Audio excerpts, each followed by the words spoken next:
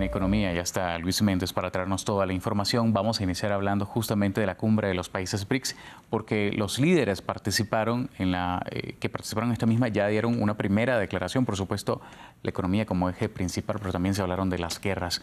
Bienvenido, Luis, ¿qué tal? Muchas gracias, Jorge, un placer. Sí, bien lo apuntabas, en esa declaración se tocaron diversos temas a lo largo de la cumbre. Uno de ellos fue el de la economía. Y respecto a este particular, uno de los puntos donde el grupo fue más enfático estuvo relacionado con las sanciones, ya que los países se manifestaron en contra de las mismas bajo el argumento que socava el desarrollo de otros países.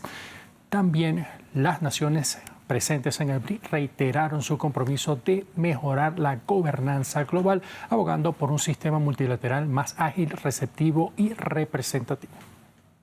Los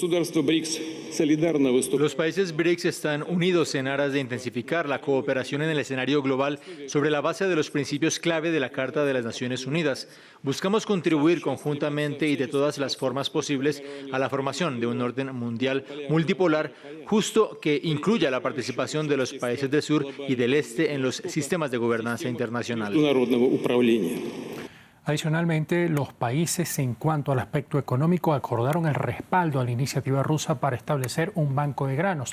También instan a los países desarrollados para que cumplan con sus obligaciones con aquellos países menos favorecidos. Pero en la cumbre estuvo presente el presidente venezolano Nicolás Maduro, quien sostuvo un encuentro con su homólogo Vladimir Putin, quien calificó a la nación sudamericana como un socio confiable. Escuchemos lo que dijo Maduro después de este encuentro.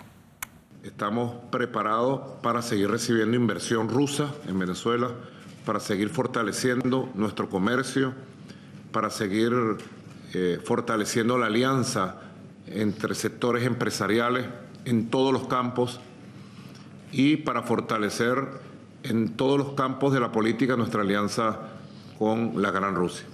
Luis, vamos a hablar ahora del informe que dio la CEPAL en referencia al comercio exterior en toda América Latina. ¿Cómo estamos? De acuerdo con el organismo dependiente de las Naciones Unidas, se prevé que el comercio exterior en América Latina crezca un 4% este año. Parte del reporte titulado Perspectivas del Comercio Internacional de América Latina y el Caribe 2024 refiere que gracias a la reconfiguración del comercio mundial y la recuperación de las exportaciones tras una contracción en 2003, se vivirá una expansión en su volumen de 5%, pero una caída en los precios de 1% para este año. Asimismo, José Manuel Salazar Cirinaics, secretario ejecutivo del organismo regional, se refirió a la incertidumbre que se genera en la región acerca de una posible victoria del expresidente Donald Trump. Existe una gran incertidumbre a nivel mundial sobre las consecuencias para la apertura comercial y para el régimen de comercio multilateral de una eventual victoria del expresidente Trump. Esto se debe a propuestas que él ha planteado durante su campaña que apuntan a un aumento de barreras comerciales, sobre todo arancelarias. Vamos a seguir en la región porque el gobierno de México estudia la posibilidad de ampliar su apoyo a Cuba. Sí, esto como parte del respaldo otorgado a la isla que ha sufrido de apagones. A propósito de este último episodio, diversos especialistas sostienen que el uso de energías limpias podrían ser el futuro para Cuba. Pero escuchemos qué fue lo que dijo la presidenta de México, Claudia Sheinbaum, sobre la ayuda de México a esa nación.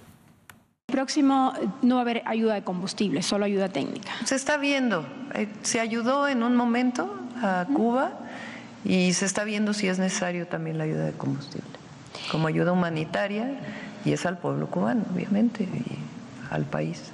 Ahora vamos a ir a Medio Oriente porque también hay preocupación sobre esta contracción económica que puede sufrir Líbano tras esta embestida israelí y recordar también la situación de la cual no se han recuperado, que hay explosión en el puerto.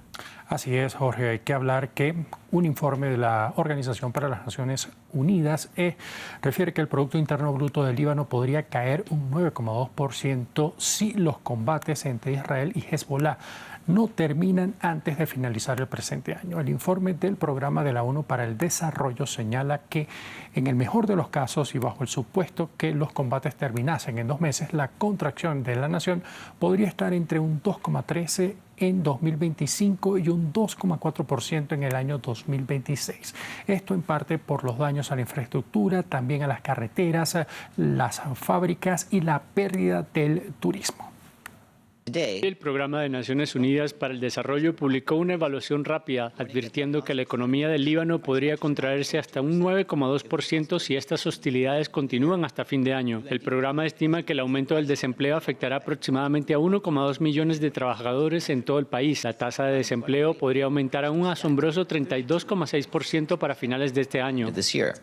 Jorge, tú lo venías mencionando, ellos todavía no se habían recuperado de lo que fue esa situación de la explosión en el puerto, y a ello hay que agregarle que la economía libanesa ya se estaba viendo afectada con una contracción de alrededor del 28% entre los años 2018 y 2021. También hubo una pérdida del valor de su moneda del más del 98% que derivó en una hiperinflación y también la pérdida del poder adquisitivo. Por otro lado, Francia actualmente espera que para este jueves su reunión, donde esperan apoyar a Líbano, participen unas 70 delegaciones y estiman una recaudación de cerca de 500 millones de euros, unos 540 millones de dólares. Líbano ha señalado que necesita al menos 250 millones de dólares para hacer frente a la crisis de desplazados mes a mes. Se calcula que son cerca de 1,4 millones de personas desplazadas desde que iniciaron los combates. Y en ese momento ahora de revisar los indicadores, ¿cómo se movieron los mercados? Jorge, comenzamos en Estados Unidos porque allí los principales indicadores en Wall Street cerraron en terreno negativo, ya que se incrementa la presión derivada del aumento de los rendimientos de los bonos del Tesoro. Los rendimientos más altos hacen que los inversores estén menos dispuestos a pagar precios más altos por el valor de las acciones. También se vio involucrado toda esta situación con algunas empresas en particular. En cuanto a Europa, también hubo una jornada de recortes moderados, ya que los inversores estuvieron muy centrados en los resultados de las principales empresas en ese continente y quizás no fueron los números esperados para cerrar de manera mixta en las distintas bolsas. La única que pudo cerrar en positivo fue IBEX 35 de España, que cerró ganando un 0,27%, en parte por el repunte que vivió una de sus principales empresas energéticas. En América Latina hubo cierres negativos en los principales indicadores, básicamente se vieron afectadas por las bolsas en Estados Unidos. Vamos a revisar ya para el cierre la cifra del día. Jorge, esta tiene que ver con Ucrania y los 35 mil millones de euros que fueron aprobados por la Unión Europea como parte de un préstamo para que esa nación que está en guerra con Rusia pueda emplear los recursos y así iniciar un proceso de recuperación. Muchas gracias, Luis, por toda la información económica. Te veo por acá en la próxima. Así será, Jorge, un placer.